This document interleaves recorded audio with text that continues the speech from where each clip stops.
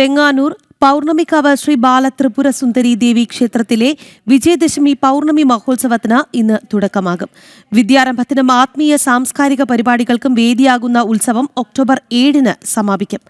ഉത്സവത്തോടനുബന്ധിച്ച് വിവിധ കലാസാംസ്കാരിക പരിപാടികളും ക്ഷേത്രത്തിൽ അരങ്ങേറും. തിരുവനന്തപുരം വെങ്ങാനൂർ പൗർണമിക്കാവ് ശ്രീ ബാലത്രിപുര സുന്ദരി ദേവി ക്ഷേത്രം വിജയദശമിയോടനുബന്ധിച്ചുള്ള പൗർണമി മഹോത്സവത്തിന് ഒരുങ്ങിക്കഴിഞ്ഞു. ഇന്ന് രാവിലെ 10 മണിക്ക് ചടങ്ങുകൾക്ക് തുടക്കം കുറിക്കും.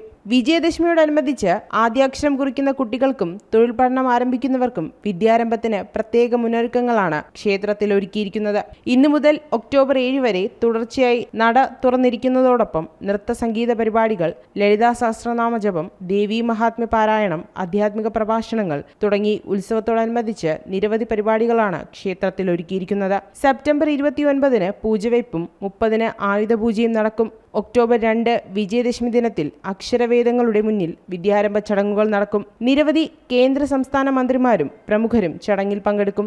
ഒക്ടോബർ 3-ന് കാവടി അഭിഷേകവും കാപ്പുകെട്ടും, 5-ന് നെല്ലിവിള ക്ഷേത്രത്തിൽ നിന്ന് പൗർണമിക്കാവിലേക്ക് ഭക്തി നിറഞ്ഞ കാവടി ഘോഷയാത്രയും അഗ്നിക്കാവടിയും ഉണ്ടായിരിക്കുന്നതാണ്. ഉത്സവത്തിന്റെ സമാപന ദിവസം പഞ്ചമുഖ ഗണപതി ഹോമം, നാഗർപൂജ, വലിയ പൂപ്പട, പുഷ്പാഭിഷേകം, പൂമൂടൽ, തിളച്ച എണ്ണ, മഞ്ഞപ്പാൽ നീരാട്ട്, മഹാഗുരുസി എന്നിവയോടു കൂടിയാകും ഈ വർഷത്തെ ഉത്സവത്തിന് തിരശീല വീഴുന്നത്.